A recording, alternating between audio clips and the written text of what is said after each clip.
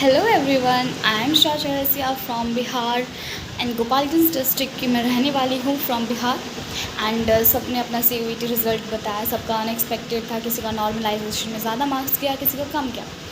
आज फॉलो मैं भी अपना CUET रिज़ल्ट का ही अनाउंसमेंट करूँगी। मैंने कितना एग्ज़ाम्स में स्कोर किया and how much marks I have lost in normalization system. This all are going to be in this video, so don't skip it, see it full. तो मेरे CUET में marks total 460 के around बन रहे हैं। जैसे कि मैंने दिया था 4 सब्जेक्ट्स का कॉम्बिनेशन, क्योंकि मुझे BSc एग्रीकल्चर को कैरी ऑन करना है अपने इन फ्यूचर में।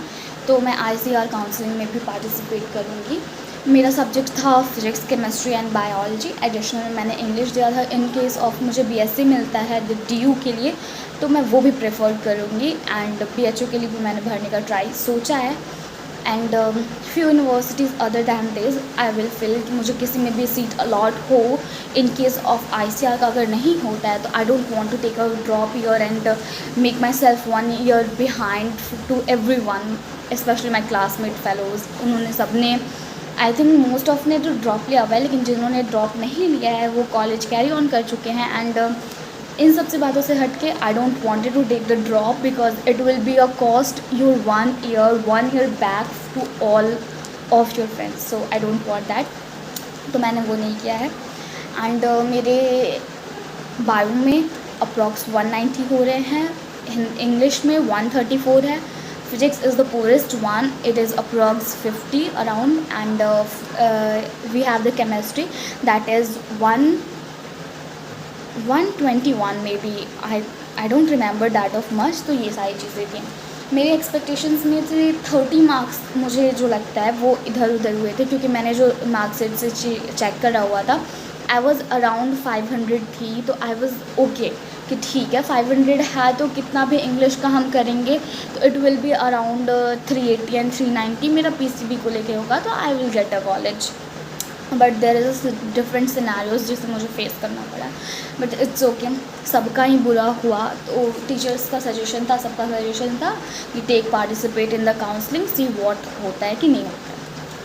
तो फिर ये सारी चीज़ें थी। एंड कुछ तो लगता है बुरा, आप मेहनत करते हो and you don't get that back पे बैक, तो थोड़ा सा बुरा लगता है। सिस्टम भी इस वक्त बहुत ज़्यादा मतलब रफ़ कहूँगी मैं एक तरह से। आपका CUET एग्ज़ाम था, आपने बच्चों का सेंटर इतनी दूर भेजा, इतनी दूर कि उन्हें लिटरली जाने में 1 to 2 डेज़ लगे ट्रैवलिंग में।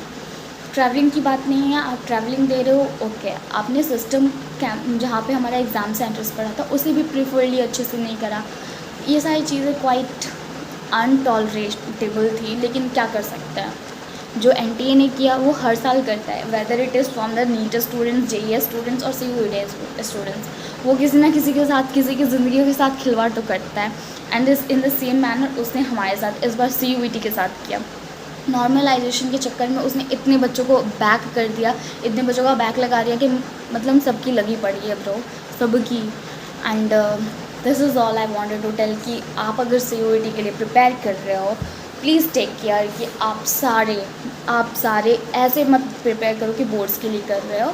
If you are trying to make your CUET examination of 2026 then there is few tips that जो कि मैं आपको दे सकती हूँ। फर्स्ट कि आप NCERTs करो, बायो के थॉरोली करो, नो डाउट। केमिस्ट्री के भी थॉरोली, आपको मैं यही कहूँगी कि आप NCERTs करो, that is more than enough sufficient. क्योंकि मेरे भी अच्छे मार्क्स थे, 250, 250 में आई थिंक 190 नॉर्मलाइजेशन। 2 मेरे, मुझे लगता है 4 मेरे गलत हुए थे, इसकी वजह से नेगेटिव में भी गया मेरा जो नंबर गया वो।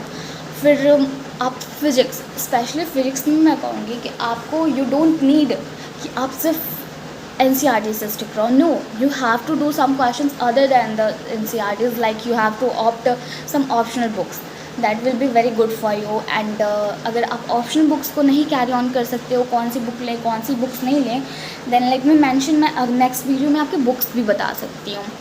so this is what I am going to, मैंने जो भी बताया इन सबको मैंने फॉलो किया था thoroughly. My bio was very strong, still I didn't get 200+ marks. I don't know how and what happen to my answer sheet, like जिसको मैंने करेक्ट किया था वो भरा ही नहीं था। इनफैक्ट मेरे जो कंप्यूटर पे शो करा गया, मेरा 4 क्वेश्चन ऐसा था जिसका मैंने ऑप्शन दूसरा भरा and it was filled another one. When I get my answer sheet, provisional answer sheet, it was literally very different. So ये सारी चीज़ें बहुत सारे स्टूडेंट्स के साथ हुई जो कि गलत थी एकदम। सबको पता थी कि ये सारी चीज़ें गलत थी, इससे कोई इशू नहीं है। बट या let's see what happen next. ICAR counselling के बाद से फिर हम आपसे मिलेंगे। Please subscribe for such more videos. Thank you.